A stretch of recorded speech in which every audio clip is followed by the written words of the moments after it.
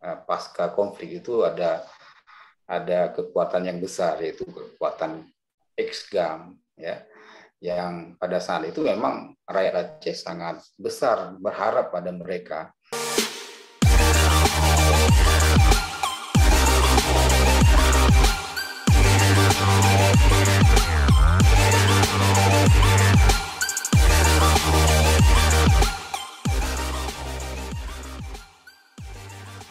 Assalamualaikum warahmatullahi wabarakatuh. Waalaikumsalam warahmatullahi wabarakatuh. Hari ini kita kedatangan tamu istimewa, akademisi, ya, Bapak Usman Lamreng. Ya, beliau akademisi yang sangat kritis dengan kondisi Aceh saat ini. Beliau kita melihat di sosial media maupun di media cetak, juga media elektronik, sangat paham terhadap kondisi Aceh yang sebenarnya apa sih yang terjadi di Aceh ini. Kiban, Mbak, apa? Bicara Aceh ya, pasca tsunami, pasca MOU Helsinki, memang banyak harapan dari rakyat Aceh pasca perdamaian.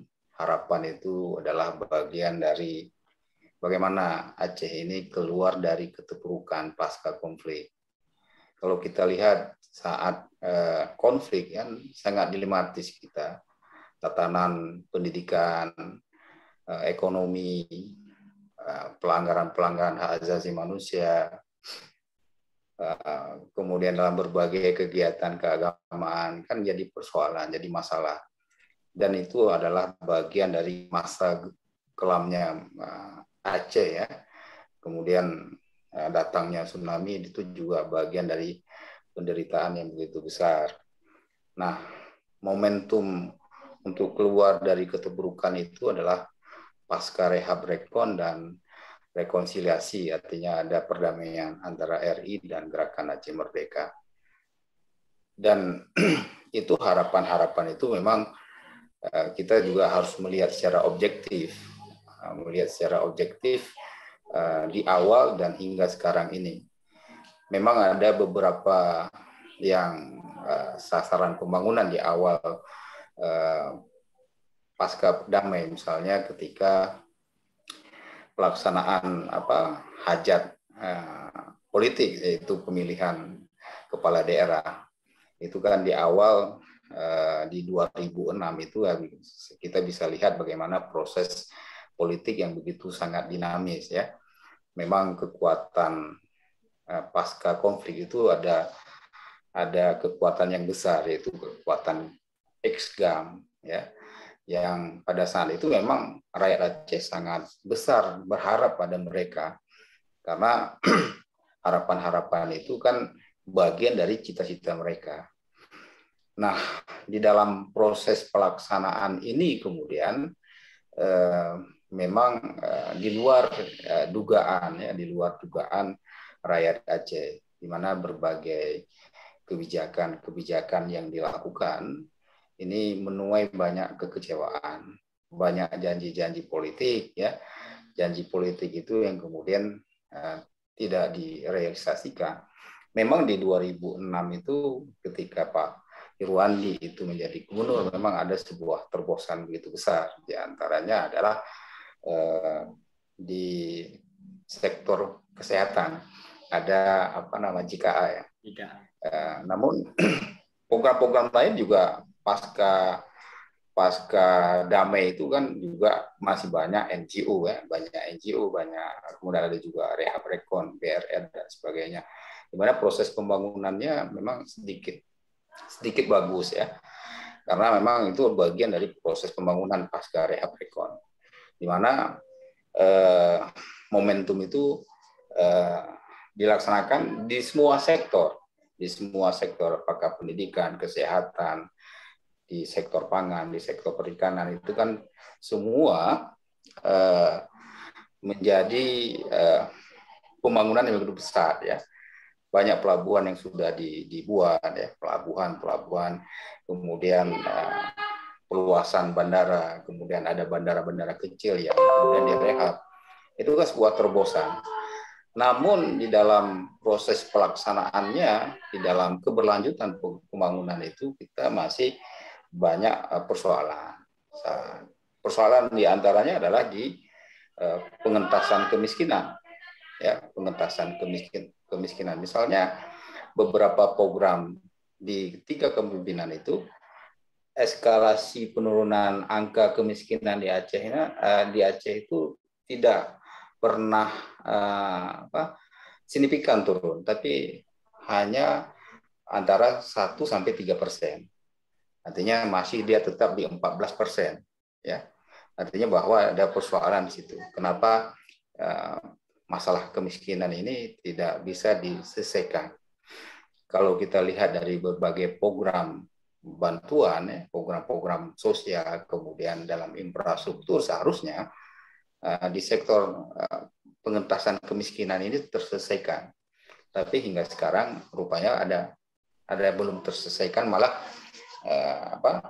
Aceh itu dikenal dengan daerah termiskin nomor 2 di Sumatera ini, kan jadi ironis dengan anggaran yang besar. Jadi di pasca damai ini juga ada berbagai kebijakan yang diberikan kepada pemerintah Aceh melalui undang-undang pemerintah Aceh. Salah satu adalah partai politik, ya, Parlok. Parlok ini sebenarnya menjadi harapan besar, ya. Ada harapan yang begitu besar bagi masyarakat Aceh agar Parlok itu betul-betul berpihak kepada masyarakat Aceh, berpihak pada pembangunan Aceh.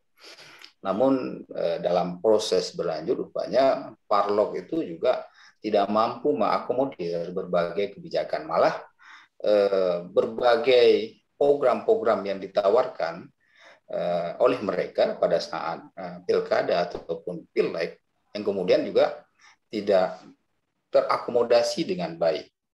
Kalau kita lihat misalnya pilkada atau kemudian pileg 2009, pileg 2009, kemudian pileg 2014, ya, itu ada penurunan yang cukup signifikan suara dari Parlok. Misalnya dari Partai Aceh. 2009-2014, Pak? Iya, 2009 kan kursinya sekitar berapa? Sekitar 40 ya. 40. Kemudian di 2014 itu kan turun ya, menjadi 28 ya. Habis itu sekarang turun lagi ya. Turun lagi sekitar 18. Artinya dari 33 kalau nggak salah saya, kemudian 28 dan sekarang tinggal 18 kursi di legislatif ya. Artinya bahwa ada persoalan eksistensi partai politik lokal sudah mulai ditinggalkan oleh masyarakat Aceh. Penyebabnya ketidakmampuan partai lokal dalam merealisasikan berbagai program-program yang sudah dijanjikan, ya. Sehingga ada anggapan dari masyarakat bahwa Parlok ini lebih membangun ke kelompoknya, tapi bukan secara keseluruhannya. Ini yang menjadi persoalan dan seharusnya ini menjadi PR besar bagi partai lokal, ya. Karena kita kan ada 3 partai lokal, ada PA, ada PNA, ada PDA. Seharusnya mereka punya kontribusi yang besar dalam mengimplementasikan program-program yang sudah dicetuskan melalui RPJM, ya, baik itu di masa Irwandi atau pada masa Zaini Muzakir dan kemudian Irwandi Nova. Seharusnya ini kan keberlanjutannya seharusnya ada, biarpun kemudian dalam ideologi politiknya ada sedikit perbedaan. Tapi ini kan bicara tentang pembangunan Aceh dengan anggaran yang besar, apalagi ditambah dengan dana Oksus per tahun itu kan bisa sampai 8-15 triliun. Artinya bahwa dana begitu besar itu seharusnya itu bisa dijalankan dengan program-program tepat sasaran. Misalnya ada program-program di sektor pendidikan, beasiswa. Kan ada program beasiswa. Sekarang kalau kita hitung 2 ribuan program beasiswa, tapi kemudian yang sudah dikirim ke berbagai negara, ketika mereka pulang, tapi mereka tidak bisa menghasilkan apa-apa. Artinya apa? Bahwa ada kegagalan di situ. ada kegagalan. Artinya produk sudah ada, tapi produk itu tidak bisa dimanfaatkan oleh pemerintah, dimanfaatkan oleh rakyat. Dan ini juga jadi persoalan. Seharusnya ini menjadi sebuah evaluasi. Atau juga pada saat pemberian beasiswa oleh pemerintah Aceh itu kan diklasifikasi, misalnya di sektor mana yang dibutuhkan. Nah, artinya di sektor itu nanti pada saat pulang mereka bisa ditempatkan di situ. Bukan setelah pulang mereka tidak tahu mau kemana mereka. Kan selama ini yang terjadi seperti itu. Itu di sektor pendidikan. Kemudian program-program momentum ya yang seharusnya itu perlu dilakukan. Artinya program-program momentum itu kan bisa membuka lapangan kerja. Nah, misalnya apa yang sudah ditawarkan misalnya seperti kawasan ekonomi khusus. Kawasan ekonomi khusus itu kan biasanya kan lebih kepada penguatan sektor ekonomi. Penguatan sektor ekonomi ya bisa saja itu ya ke industrinya. Tapi kemudian di sektor industri kita juga tidak bisa karena bisa saja ini dipengaruhi dengan suku cadang dan sebagainya. Tapi kenapa tidak dicoba di sektor pangan? Karena di sektor pangan itu kan sangat potensi kita dengan lahan begitu luas, ya lahan-lahan pertanian perkebunan itu kan sangat potensi untuk digerakkan sebenarnya. Seharusnya itu bisa dilakukan dan itu seharusnya menjadi program prioritas pemerintah. Sektor pangan itu kan banyak, ada kedelai, ada kopi, ada nilam, ya kan? Nilam itu kalau misalnya dikelola dengan baik bisa diekspor ke Timur Tengah, dia bisa digunakan untuk minyak wangi dan sebagainya, atau ke India dan sebagainya. Itu juga sepertinya luput dari program-program besar. Seharusnya itu menjadi sebuah prioritas. Karena selama ini di sektor pertanian, di sektor perkebunan tidak hadir pemerintah. Kayak seperti misalnya pernah kita baca atau kita dengar pada saat misalnya panen tomat, ya tiba-tiba pada saat panen tomat itu tomatnya harganya turun, ya kan? Pada akhirnya petani tomat itu kan buang tomatnya. Seharusnya kan perlu ikut campur pemerintah untuk membeli itu. Nah itu di antaranya berbagai masalah. Kemudian misalnya di BPKS sendiri kan Aceh juga ada Badan Pelabuhan Bebas ya. Nah, BPKS seharusnya juga bisa memberikan kontribusi yang besar dalam penguatan ekonomi masyarakat, dalam penguatan di sektor pariwisata, baik itu di Sabang sendiri atau di Pulau Aceh sendiri. Tapi kemudian apa yang sudah diberikan mandat itu dan hari ini Sabang itu atau BPKS itu bagian dari resolusi konflik. Tapi kemudian dari pelaksanaan dan berbagai implementasinya, apa yang sudah dilakukan kemudian tidak termanfaat dengan baik. Yang seharusnya dia bisa menghasilkan pendapatan, ya karena dia adalah bagian dari lembaga BLU-nya, tapi kemudian dia sampai hari ini tidak berfungsi dan kemudian bisa kita lihat bagaimana pada saat berbagai MOU yang sudah mereka melakukan kunjungan dalam berbagai negara, tapi kemudian itu juga tidak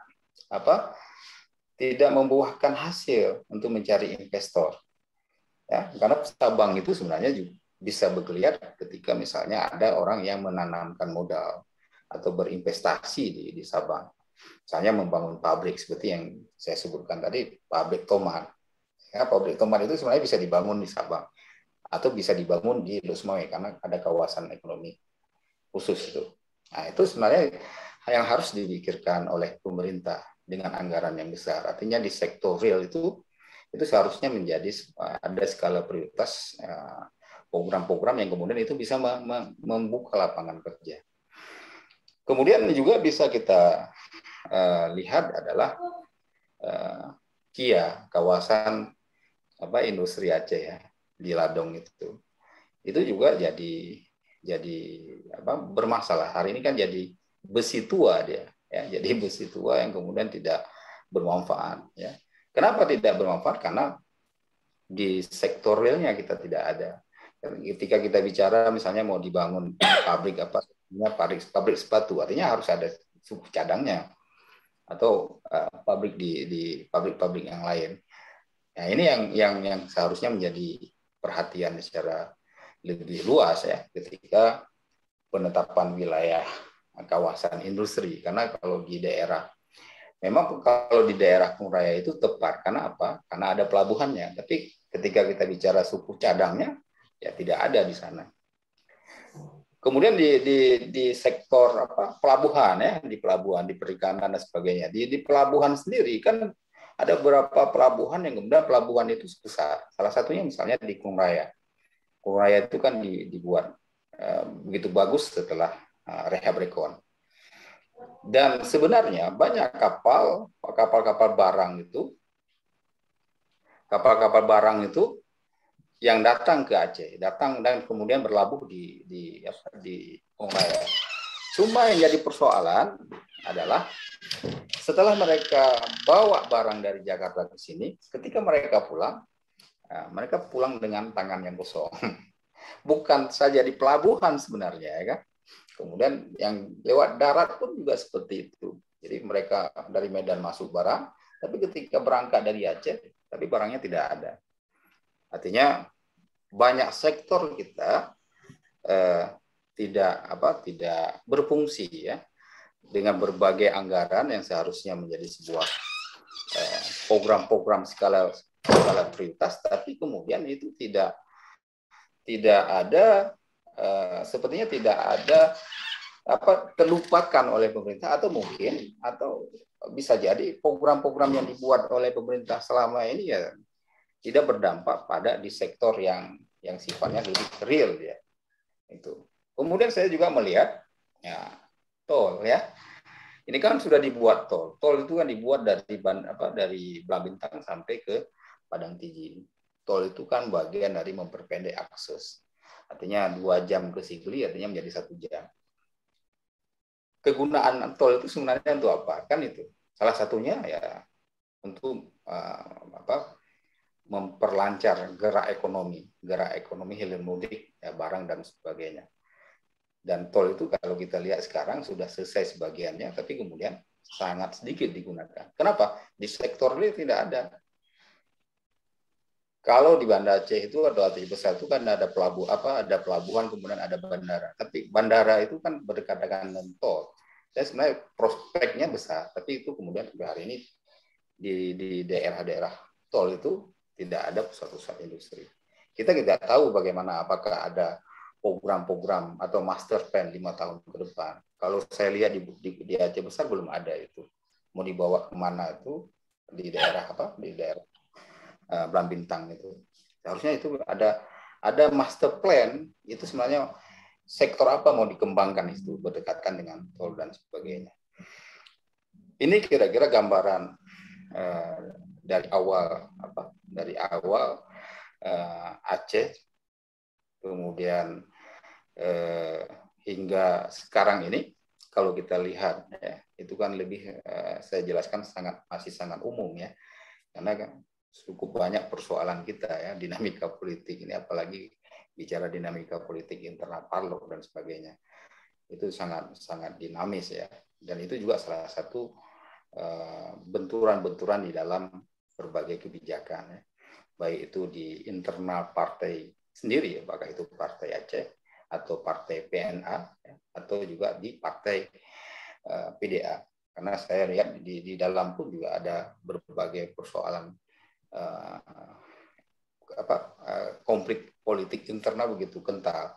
Ini juga bisa mempengaruhi dalam tatanan kebijakan ya, tatanan kebijakan di tingkat pemerintah sendiri ketika mereka duduk di dalam pemerintahan, sehingga berbagai kebijakan ini seakan beberapa kebijakan tentang ada penguatan OKSUS ya, penguatan OKSUS itu misalnya dalam realisasi program-program yang sifatnya pengelolaan migas ya. Pengelolaan migas itu yang melahirkan PP, peraturan pemerintah terkait dengan lahirnya lembaga BPMA. Nah, BPMA itu kan lahir di 2015.